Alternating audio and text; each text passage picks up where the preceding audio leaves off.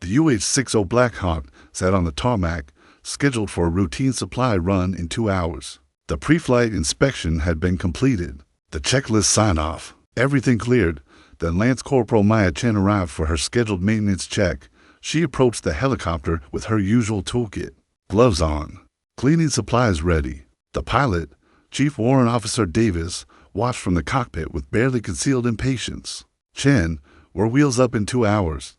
Don't spend all day polishing. Maya didn't respond. She just started her inspection, methodical, thorough, wiping down every surface before examining it, checking tolerances with almost neurotic precision. Davis muttered to his co-pilot, "She takes twice as long as any other mechanic, OCD or something."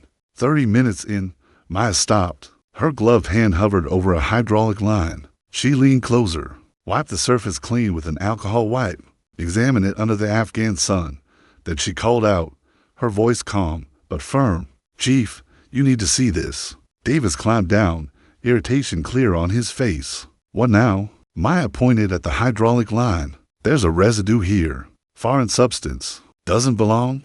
Davis squinted. He couldn't see anything unusual. "Chen, it's probably just dust." "No, sir. Dust doesn't have this consistency, and it's only on this one line. Nowhere else." Davis was about to dismiss it when Maya wiped the area again and held up the cloth. A faint shimmer of something metallic caught the light. "That's not dust, sir," Maya said quietly. "That's metal shavings. Someone put them there." The blood drained from Davis's face because metal shavings in a hydraulic line meant one thing: sabotage. Before we begin, make sure to subscribe so you never miss these true tales of courage. And tell us in the comments, where are you watching from today? Lance Corporal Maya Chen had been living with obsessive-compulsive disorder since she was 12 years old. It started small, washing her hands too many times, checking door locks repeatedly, arranging objects in perfect symmetry. By high school, it had become overwhelming, intrusive. Thoughts about contamination, the certainty that something terrible would happen if she didn't complete her rituals. Hours lost to compulsion she couldn't control.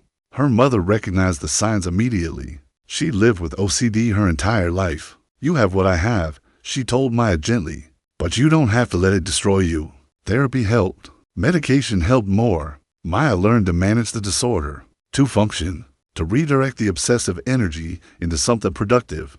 Her father, a civilian aircraft mechanic, showed her how. "You've got a mind that notices everything," he said. "In this work, that's not a weakness. It's a gift." He taught her to work on engines, to understand mechanical systems, to see how precision and cleanliness weren't just preferences, they were necessities. Maya excelled. The obsessive need for order translated perfectly into mechanical work. Every tool in its place, every surface clean, every tolerance checked and double-checked. When she enlisted in the Marines at 19, she didn't hide her diagnosis. She disclosed it during her medical screening. The examining physician had been skeptical. When she enlisted in the Marines at 19, she didn't hide her diagnosis. She disclosed it during her medical screening. The examining physician had been skeptical. "OCD can be disqualifying," he'd said, "especially for high-stress military occupational specialties. I understand, sir, but my condition is managed, and in mechanical work, attention to detail saves lives." The physician had reviewed her records, seen her exceptional performance in vocational training, the letters of recommendation from instructors. He'd approved her with a waiver. But approval didn't mean acceptance. From the moment Maya arrived at her first unit, the comments started, subtle at first, then less so. "Chen takes forever on inspections. She wipes down tools like we're in a hospital. Girl's got issues." Her squad mates watched her clean her workspace 3 times before starting work, watched her sterilize parts that would be covered in dust within hours, watched her triple-check measurements that were already perfect. Some found it amusing. Others found it annoying. No one understood why she did it. Maya didn't try to explain. She just kept working, kept her tools immaculate, kept her inspections thorough, let her work speak for itself. And her work was flawless. Every vehicle she touched ran better. Every system she maintained performed at peak efficiency. Her error rate was 0. But speed was not her strength. Where other mechanics finished inspections in 30 minutes, Maya needed an hour, sometimes 2.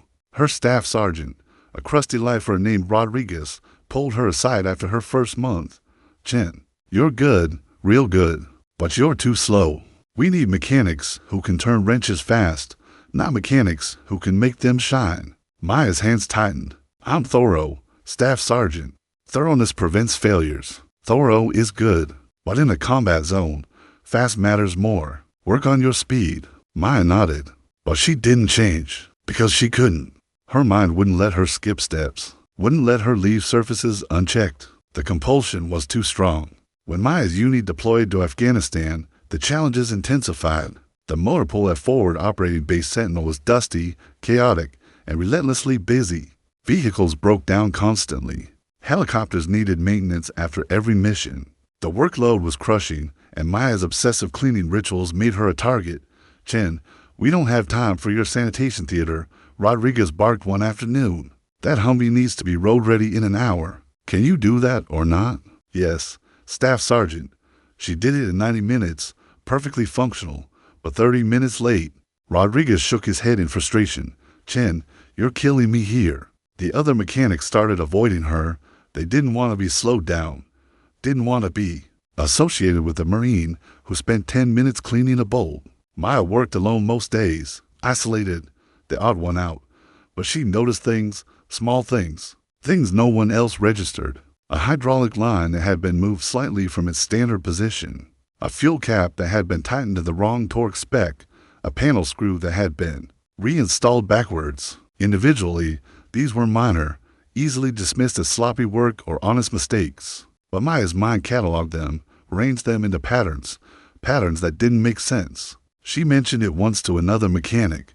Have you noticed anything unusual with the helicopters? Small inconsistencies.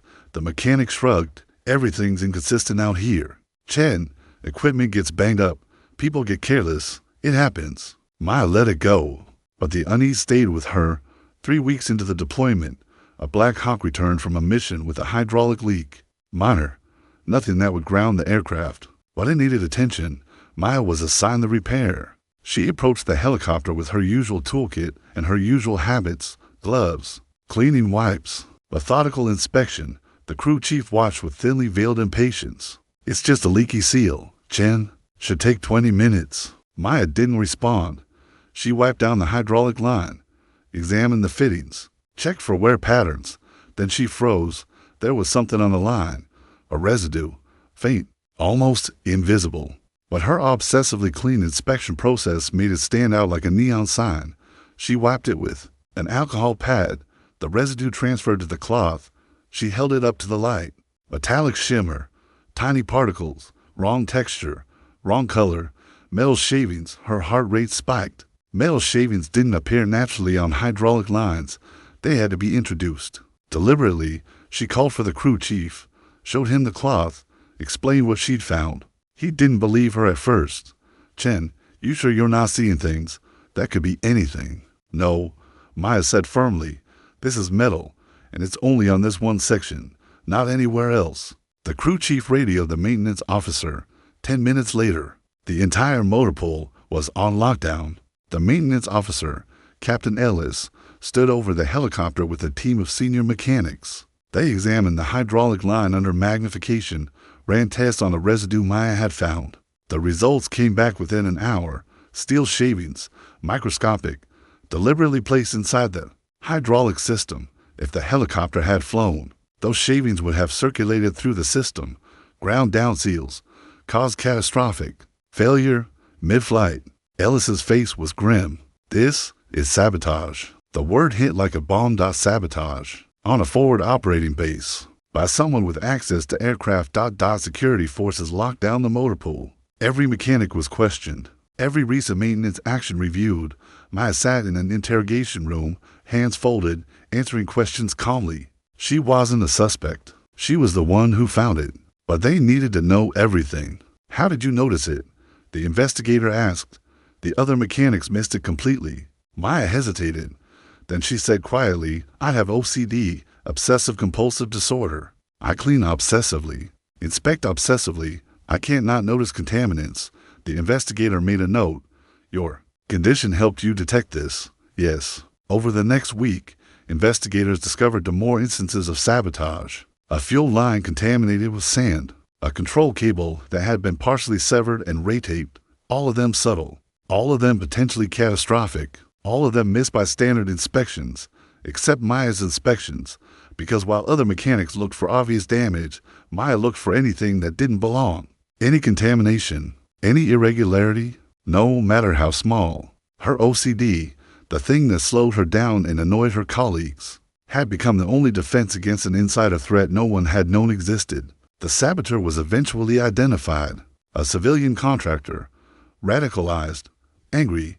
He'd been carefully introducing faults into equipment for weeks, waiting for the right moment to cause maximum casualties. Maya's discovery had stopped him before anyone died. After the investigation concluded, everything changed.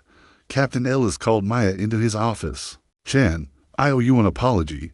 Maya stood at attention. "Sir, I've heard the comments. I know people think you're too slow, too obsessive, too different." Ellis leaned forward. "But you save lives, multiple lives, because you see things no one else does." He paused. "From now on, every aircraft on this base gets a Chen inspection before it flies. I don't care how long it takes. Your eyes are on every bird." Maya's throat tightened. "Yes, sir." Word spread quickly. The mechanic everyone had mocked was now the mechanic everyone trusted. The obsessive cleaning wasn't a quirk anymore. It was a safety protocol. Staff Sergeant Rodriguez found her in the motor pool later that day. "Chen, I was wrong about you." Maya looked up from her work. "I pushed you to go faster. But you were right. Thorough matters more than fast. Especially now." He extended his hand. Maya shook it. Over the following months, Maya inspected every helicopter, every vehicle, every critical system on base. She found 3 more cases of tampering, caught them before anyone was hurt. Her obsessive rituals, the compulsion she'd spent years trying to suppress, had become the thing that kept Marines alive. The other mechanics stopped avoiding her, started asking her to teach them what to look for, how to see the details they'd been missing. Maya showed them, not by explaining the OCD, but by showing them how to look closer, how to question assumptions, how to never trust that something was clean just because it looked clean. Contamination hides, she told them. You have to look for it, actively, every time. At the end of the deployment, Maya was awarded a Navy and Marine Corps Commendation Medal. The citation read, "For meritorious service and exceptional attention to detail that directly prevented loss of life and equipment." The ceremony was small, just her unit, but when the medal was pinned to her chest, the entire motor pool stood and applauded. Maya didn't cry, but her hands trembled slightly as she saluted. Chief Warrant Officer Davis, the pilot whose helicopter she'd inspected that first day, approached her afterward. "Chen, I owe you my life. I was going to take that bird up with my crew. If you hadn't caught that sabotage." He didn't finish. He didn't need to. "Just doing my job, sir," Maya said. Davis shook his head. "No, you did more than your job. You saw what everyone else missed. Because of who you are, not in spite of it." Maya Chen returned home after her deployment. She still lives with OCD, still washes her hands more than necessary, still arranges her tools in perfect rows. But she doesn't apologize for it anymore, because she learned something in Afghanistan, that the thing she'd spent years trying to hide, trying to minimize, trying to control, that thing had saved lives. Her obsession with cleanliness had detected contamination no one else could see. Her compulsive attention to detail had stopped a saboteur. Her disorder had become her greatest strength. The Marines she served with never forgot her. And when they talk about deployment, they always mention the mechanic who saw what others couldn't. The Marine whose obsession turned out to be the most important skill in the motor pool. Moral. What the world calls a weakness can be a hidden strength. Sometimes the traits we try to suppress are the very things that make us exceptional. If this story moved you, don't forget to show your support. If you enjoyed this story, please subscribe for more military and veteran stories. We bring you true tales of courage, sacrifice, and honor. Stories that remind us of the quiet strength carried by those who serve. Until next time, stay safe, stay strong, and never forget the heroes among us.